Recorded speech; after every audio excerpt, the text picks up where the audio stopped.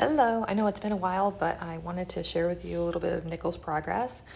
We did a recap this week. We spent a lot of time just kind of going over all the things that I had taught him before my convalescing, my 2 weeks off. But anyway, today I began doing a little bit more of the visual and audible training with him. That includes a few different types of flags. So I start with a cloth flag that doesn't make any noise and wave that around. That's a visual.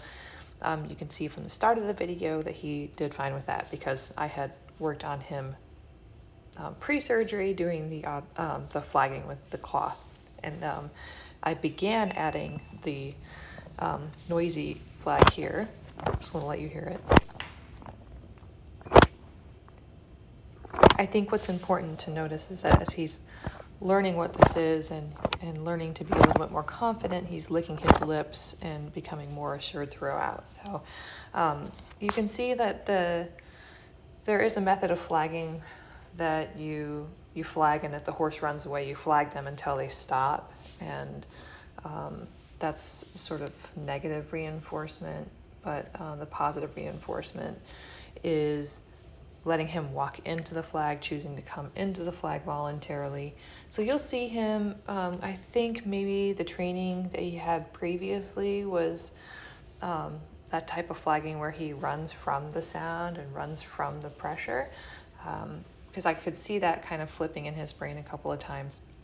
One of his tells, by the way, is, so you'll see him licking his lips here shortly, but one of his tells is he lifts his leg when he's feeling unconfident, a little insecure, and you can tell the minute that he becomes more self-assured just by his body language. So watch the video a couple of times and you can see that.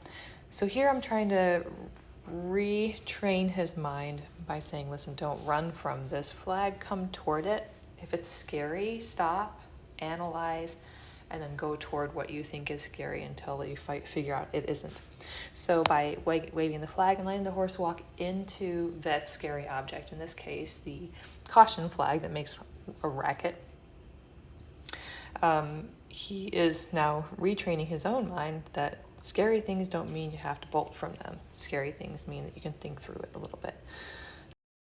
With all of the flag training, it set him up for a little bit better success accepting the tarp and the crazy things that I could do with it.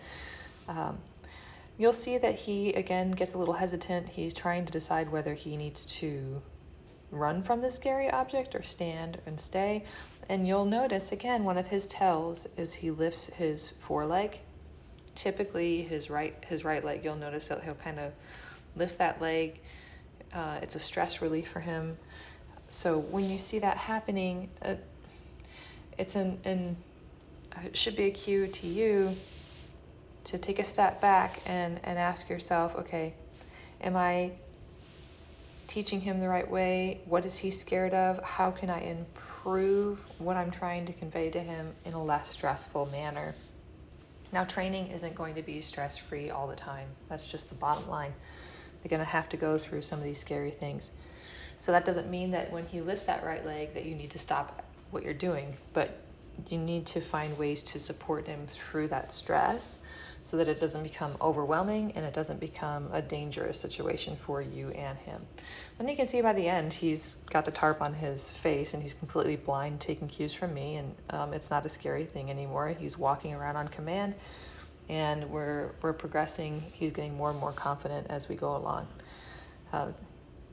So good job, Nickel, and I hope you like this update. So I'm going to try and send more updates now that I have my phone cleared off and now that I'm back to training on a routine schedule. So I hope you all are well and more to come.